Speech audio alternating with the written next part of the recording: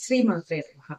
ఈ రోజు అమ్మవారు మూడో రూపంలో మన అందరికి దర్శనమిస్తుంది. అన్నపూర్ణ అవతారంలో అన్నపూర్ణాదేవి ఈ బ్రహ్మాండానికి అమ్మ, సకల జీవులకి ఆహారం అందించే అమ్మ.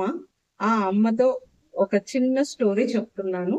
ఆ అమ్మవారు ఒక రోజు శివయ్యతో ఉంటుంది. శివయ్య ఈ లోకమే ఒక మాయ, ఈ అన్నము ఆకిలి దప్పులు అన్ని మాయ అనే చెప్తాడు.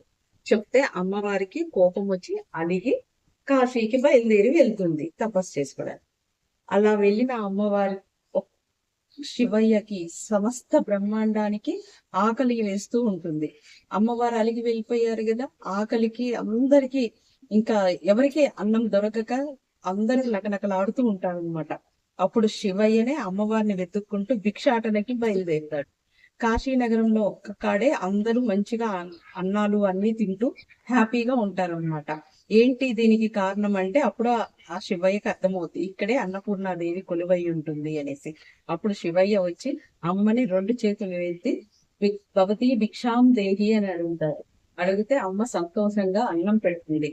ఆ అన్నం తిని అప్పుడు శివయ్య తన తప్పుని అమ్మవారి ముందు క్షమాపణ అడగక అంతటి పరమేశ్వరుడే అమ్మవారి ముందు చెయ్యి చాపి భిక్షాటన చేశారు అనమాట.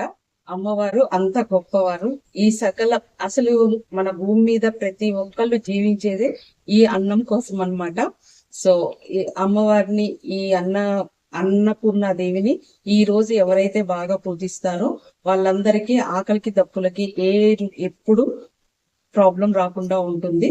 అండ్ ఎవ్రీవన్ ఈ రోజు అన్నపూర్ణాదేవిని పూజించండి. అన్నం పరబ్రహ్మ స్వరూపం, అన్నాన్ని పారేయకండి. చాతనైనంత వరకు అన్నదానాలు చేయండి. శ్రీమాత్. ఈరోజు అమ్మవారు మా గుడిలో అన్నపూర్ణాదేవి అలంకరణలో మనకి కనిపిస్తున్నారండి. అందరూ నమస్కారం చేసుకోండి. అండ్ ఆ అమ్మవారి దీవెనలు మీకు మాకు అందరికీ ఉండాలని మనస్ఫూర్తిగా కోరుకుంటూ మరొక వీడియోలో మళ్ళీ కలుసుకుందాం. అంతవరకు సెలవు. బాయ్.